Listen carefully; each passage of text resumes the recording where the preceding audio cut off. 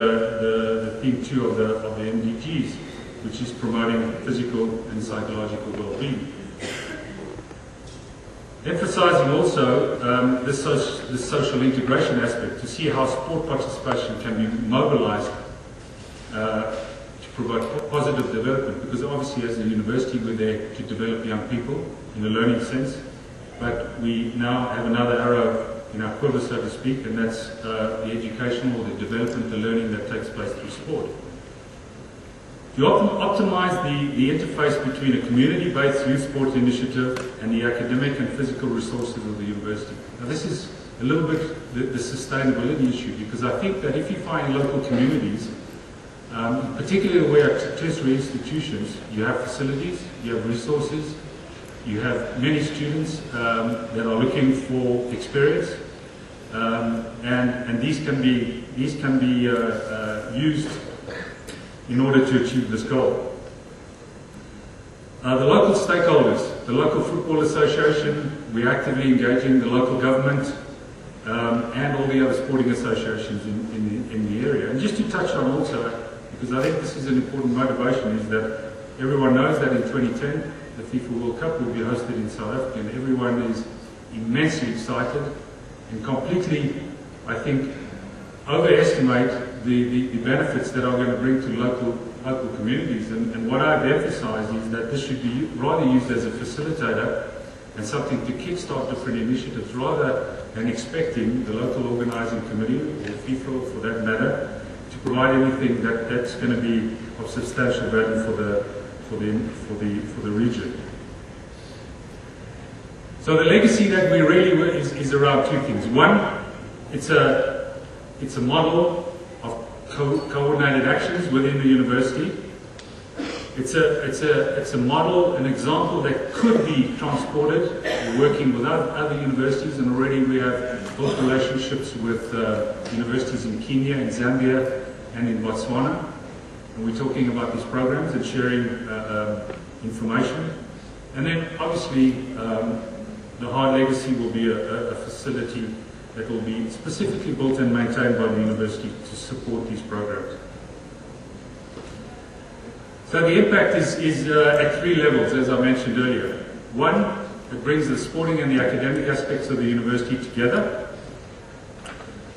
It embraces the reality of the independence of the community and forces them in a sense. And once again, the FIFA World Cup provides tremendous impetus, because people are very motivated by that particular event. But most importantly, it brings youth of different backgrounds together to play sport. So this is just a schematic representation of, we have the Sport Bureau at the university who manages sport. We have the academic input here from the Center of Human Sciences, Human Performance Sciences, which is a multidisciplinary center that taps into the different departments of the university and gets everything that's focused on sport, fitness, etc. And then here we have the two pieces of the Sports Performance Institute that looks at talent identification in these programs, and this looks at obviously the more participation, with the ultimate goal of, as I said, to promote that Millennium Development Goal. So that is really just emphasizing the partnerships that these three university structures, because as I said, to bring every organization has its challenges to bring different parts of the organization together, and so do we. So this has created a wonderful united focus for everyone to work together. When we're looking at the actual focusing on soccer, it wasn't, as I said, using the FIFA World Cup. The idea is to create a soccer academy. We've already identified 8 satellite communities that we are working in, 16 schools that we have currently identified, that, by the way, were not historically football or soccer playing schools. These are all new recruits, so-called, to the game of soccer. And using this, we're sending out coaches and students, sports scientist students, to run these programs in the satellites, and then they bring the kids into a central soccer academy. Now this model, as I said, can be applied, as it was mentioned in the abstract, across many different sports. But we already see this, as I said, we're using, because we haven't developed the facility yet, we're using the current facilities that we have, and there's tremendous success so far. I'll show you just the slide which represents the new facility which will be built, which is a partnership between local government, the university, and a local business, which I think is very important. But more importantly, I think what it does just indicate here is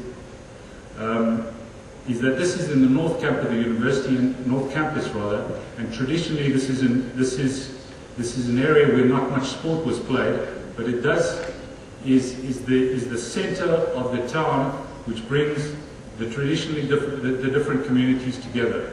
So you have the black communities, you have the colored communities, and then you have the white communities, and this is right in the center of so from a location perspective, and this is also where the local football association will be housed to promote the game. So once again, the emphasis on the social interaction, as was mentioned in the presentation.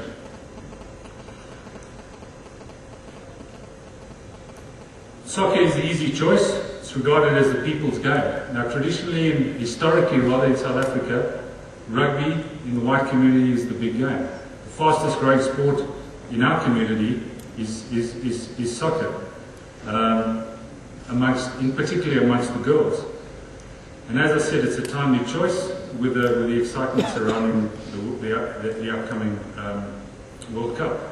So historically, we'll also see that there would be, in the communities, there would be soccer facilities, but not very high quality soccer facilities, whereas the rugby facilities, as they've been running for many, many years, are top class. So this addresses the current lack of capacity, but it also provides, I think importantly, a regional identity for a unified team, and a home for the social interaction. And also importantly, once again, and this emphasizes the link between the high performance and sport for all, provides an opportunity and a base for developing talented players who have that dream of playing at a high level. And I think that motivation is an excellent one. So from a generic point of view, this, as I mentioned, although we're focusing on soccer for obvious reasons, we have a number of other programs that we've piloted over the course of this last year, using the students, using the sports science students, and we focused in this particular slide on the younger age groups, and using mostly small groups, because we found, in our experience, that the younger the kids are, the better it is to work in small groups. They need much more attention, and their experience, several times during this Congress we've heard the word fun. Now what exactly does that mean to a kid? But there also, as far as we're concerned, there needs to be some learning, because for self-esteem and self-confidence to develop, I know I have a 6-year-old daughter, when she comes back, and she was in one of these one-on-one programs, because she had some challenges in terms of her sensory motor integration, and that was a wonderful boost to her self-confidence, being able to tell me and her other friends what she now was able to do. Moving up in the age groups, once again we use, as I said, our local brand there.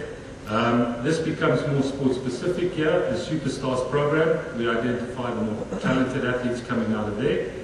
And the Mighty Star programs here, which we work, just an example of this, we have a summer camp in the second week of December, where we are taking the 16 schools that already identify that are having 500 kids coming into our campus at the downtime of the university to work on them. And I think also importantly, one that provides their parents welcome relief during the school holidays. But it also gives us an opportunity to expose them to some educational programs and spread the word of the sporting values and the Olympic values. So that is just some of the examples that we also will be rolling out in a more proactive way in 2009. Mr. Chairman, I'm coming to the end, so just in concluding, I want to re-emphasize, and I think we've seen many of these kind of statements that have been made by leaders in sport and leaders in politics or in NGOs that emphasize the importance of promoting sport with young people. Once again, this is one example of what we've tried to do at a local level, and we've seen some success. And I think what we've tried to adopt is that old saying is that although you think global, you've got to act local. And once again, although this seemed at the beginning a fairly foreign concept to the university, but we have now accepted that this is a strategic priority of the university to incorporate sport as one of the ways to promote development, to promote learning. So we're using sport to promote development of the young people. So I thank you very much once again for the opportunity. I obviously would be very willing to share my contact details with anyone who are rolling out similar programs or in the process of doing so. And of course, Mr. Chairman, I'm happy to take any questions at this time. Thank you very much, Phil.